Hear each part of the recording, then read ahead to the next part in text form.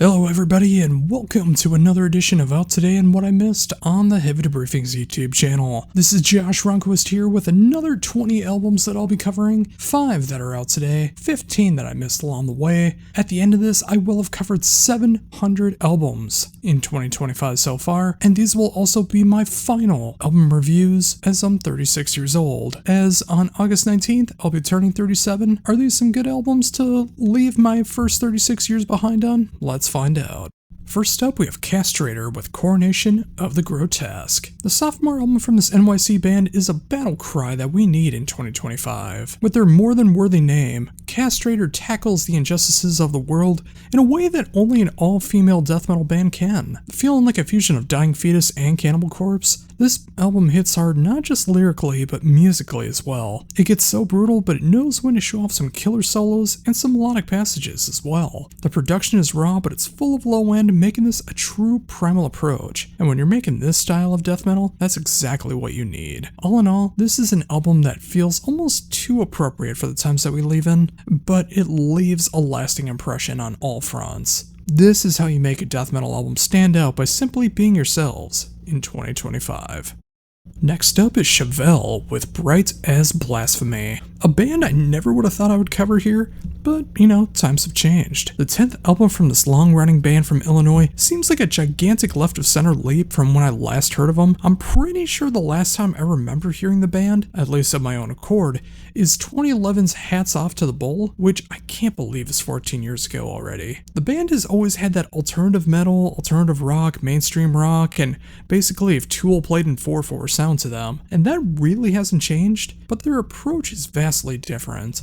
I hear much more of the metal side coming through, a lot more double bass, kind of like what they used to do in the beginning of the band, but never losing the hook, and I appreciate that so much. Lyrically, the band tackles the highs and lows of life and how we approach it all, and, going down the rabbit hole that we all know so very well. It's a good message, and it makes you second guess how you approach things in life. The production is rich and full, and that's something I always expected from them. If you're like me and lost track of the band after a while and you're curious to see where they are now, give this one a proper listen and see if it's for you. It's cool to see how this band still has enough of an edge, but still staying in the mainstay after all these years on the radio, almost 30 years ago.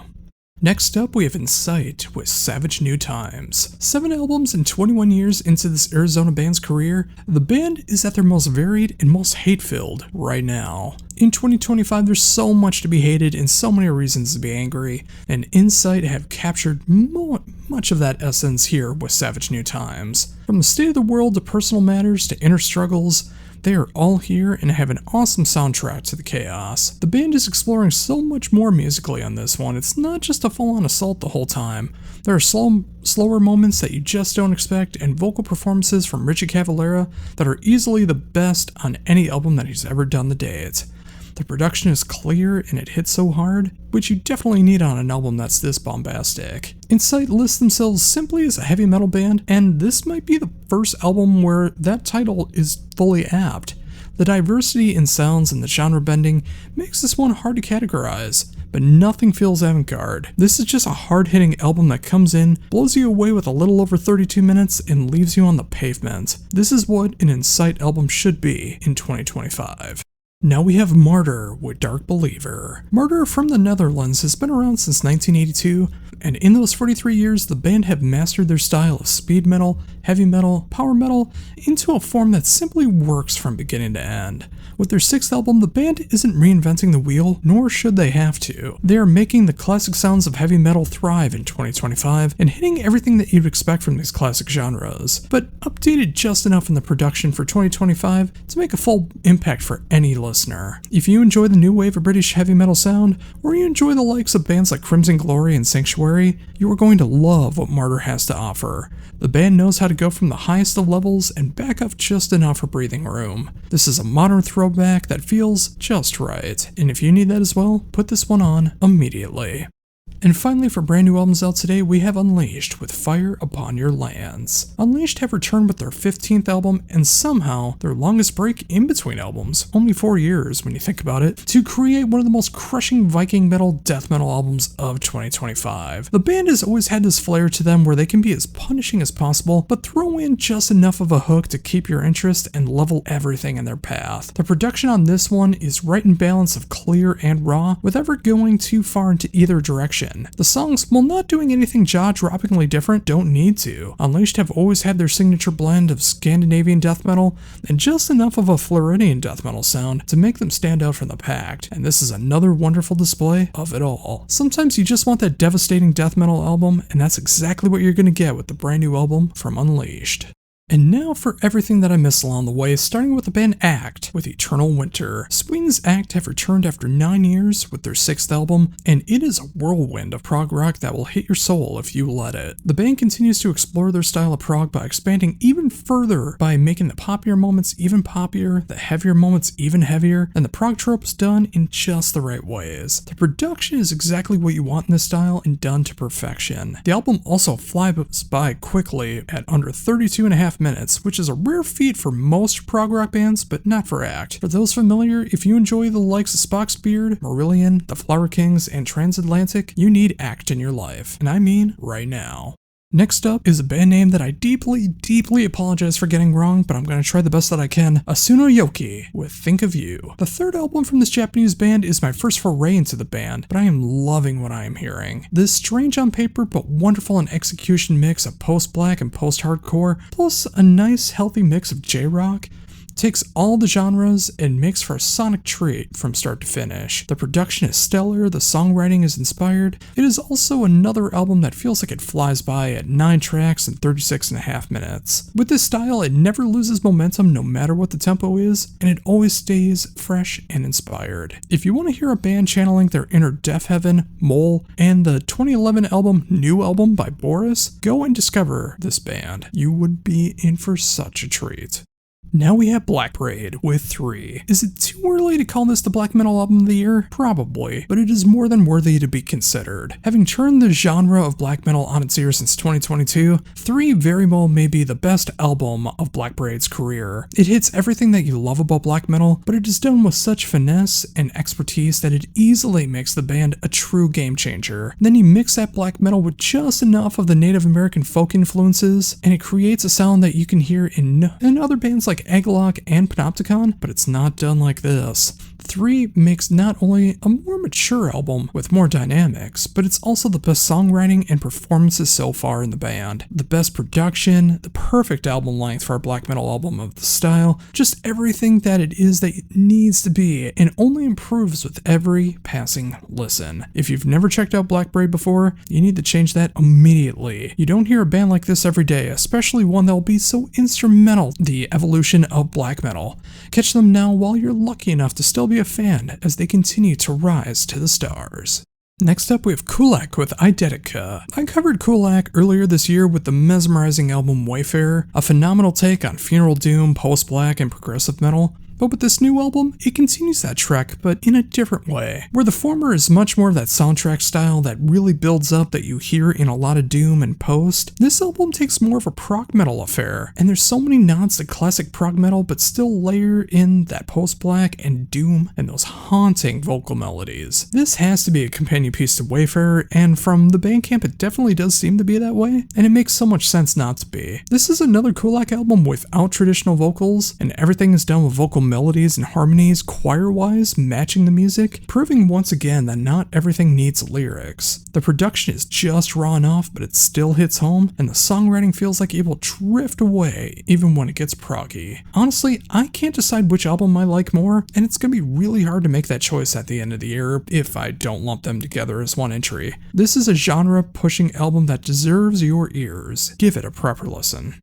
Next up, we have Firstborn with Lucky, a band featuring past and present members of Lamb of God, Megadeth, Snaked, and Gish in the Chronicles. Feels like such an eclectic group, and you're not wrong for thinking so. All that said, they have come together to create a true and earnest take on their version of heavy metal that hits just as much for the 80s glam scene as it does for 2000s metal. Don't get me wrong, there's so much throwback on this album, from the bluesy rock riffs to the ballads to the over-the-top guitar solos, and that glorious time that we all know and love from over 40 and getting near 50 years ago. But there are these flares of double bass flourishes and modern takes on songwriting that makes the band work for both young and old heavy music fans. The production is modern, but it still feels right at home with the 80s, and the songwriting is endlessly catchy. Even if some others might find some cheesy moments in it, I really dig it. This is not your typical album that tackles these genres. This is a different approach that just simply works, and if you let it, it'll get stuck in your head for days upon days. Give this a shot if you're feeling just a little bit frisky.